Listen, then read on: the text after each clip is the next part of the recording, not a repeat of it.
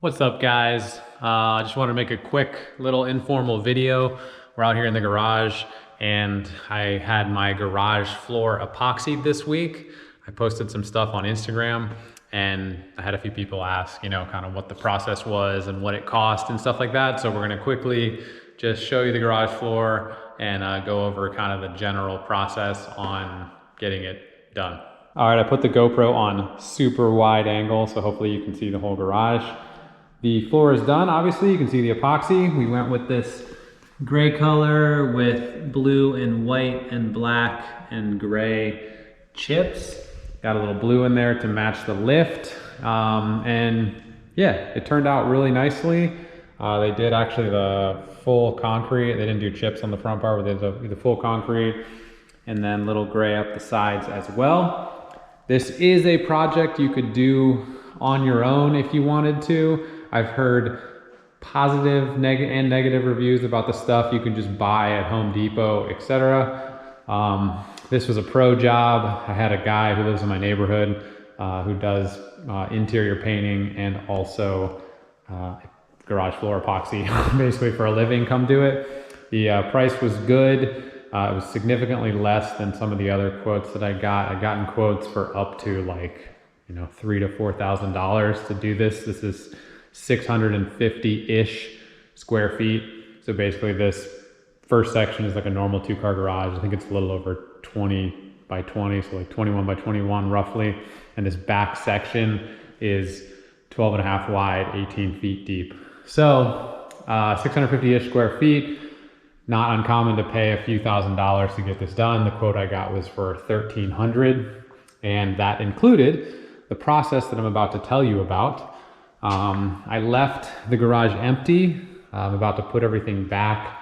Can't drive on it actually for another day or so, but put everything back soon. But I left it empty to kind of show you this is how empty your garage has to be to get something like this done. Obviously they need access, or you will need access to the full concrete. Things can't be on the floor. This does take, mine was a multiple day process. It took him 3 days to get the whole thing done. But if you have things like I had, workbenches, toolboxes, floor jacks, air compressors, just stuff, it's a garage, right? So you just have stuff everywhere. You got to put it someplace while this is being done. All right, so the process was fairly simple, but it does take a few days, like I mentioned. First thing first, once this is clear, guy came in and grinded the floors. So to do this properly, this was a new garage. We've only been here a year. It didn't have much staining and oil stains and everything on the ground, but to do it properly, you got to sand the concrete to make sure, or grind the concrete to make sure it's like rough and porous enough for the epoxy to stick to it. After they sanded / grinded it, they had like a big, floor buffer looking machine with a grinding wheel on the bottom.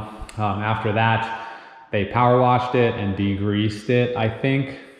Obviously, it being wet after the power wash, they gotta let the floor sit and dry for the rest of the day. Next day, they came back and did a first coat. So the first coat did not have any flake in it. It was just this gray color. Went down, the concrete does gas off. So there's like little bubbles and stuff that pop up. Basically, when the material goes down into the holes and stuff in the concrete, it can create little air escapes and creates little air bubbles coming out through the bottom. So if you do this in a one-step process, you could still have some of those. If you're just doing one coat, you can have some of that you're gonna have to deal with. But the reason they do the one coat and let it sit, let those gas off, they come back and scuff it up. They do the second coat the following day with these chips. And then finally, this guy had him do a top clear coat with basically this non-slip additive. I don't know if you can see it in this video, but basically there's a like silica sand material that's put into the top coat. So it seals the chips in, but it also makes it not slippery. I've heard that there's basically this is not glass, like ice. If you get water on it and stuff, you got cars pulling in and out in the winter time. We do get snow and stuff here. Snow, ice melts, get out of your car. My wife falls on the ground and then yells at me for epoxying the garage floor. But that's basically the process. Then you gotta wait roughly 24 hours before you can walk on it and then put some of your stuff back. and you got to wait a full 72, I was told, to be able to pull the cars back in here. So not ideal, but the M2s had to sit outside for a few days, especially since it has been raining, but the garage floor turned out awesome. I really do like the color choice and the flakes and everything. This was cheaper, obviously, because this is just like one dude and his helper. It's not a company that has a front desk and all the overhead and stuff associated with it. It was warranted, or is warranted. And the other thing is he only does this one specific color. You can pick your color flakes, but he only does this gray. He doesn't, it is tintable, but he doesn't tint it, he doesn't do any of that. So I was cool with the gray. We got, looks white, but these are actually like a very light gray wall. I got to get all my crap back in here. Let me show you what I did with my stuff. Might be useful for anybody who's also looking to do something like this. All right, here's the thing I rented to put all my stuff in. It's a U-Haul U-Box, I believe it's what it's called. 65 bucks for a month, even though I only needed it for a couple weeks. It was the cheapest option. It's self-delivery. See, it's on like a little trailer thing. It's super light, so you can pull it with pretty much anything that has a trailer hitch on it, but basically roughly 5 by 8 by I think 7 interior dimensions. It's waterproof. It's just basically a giant wood box covered in an orange tarp. There's a ramp on the back, and you can open this, and there's like a door that kind of swings open. You can lock it as well. So if you got stuff in there that you care about, that you're worried about somebody taking stuff. Anyway, super cheap option. I looked at, what do you call it? The pods, looked at the pods, storage pods and some other things, and they were all super expensive. All right, so I hope that answered your questions. If you have any additional ones, please feel free to ask me in the comments. Quick summary, took 3 days roughly, plus an additional 3 days before you can drive on it. Gotta have your floors clear, otherwise they can't paint under stuff. And yeah, overall super happy.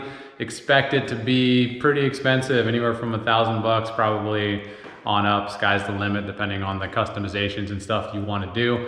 If you live in the Northern Virginia area and you want my guy's information, just direct message me or something, and I'll give you the info. But yeah, quick informal video. Floor turned out good. You'll see it in upcoming videos, obviously in the background. But yeah, just wanted to give any information to the people who ask me on Instagram, kind of generally the process and stuff. You can DIY it. I would recommend trying to find like commercial grade stuff.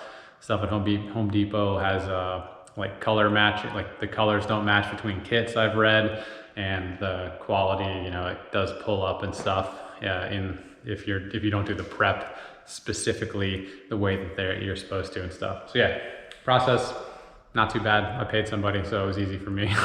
But yeah, hopefully answer some questions, and I'll see you guys next time. Bye.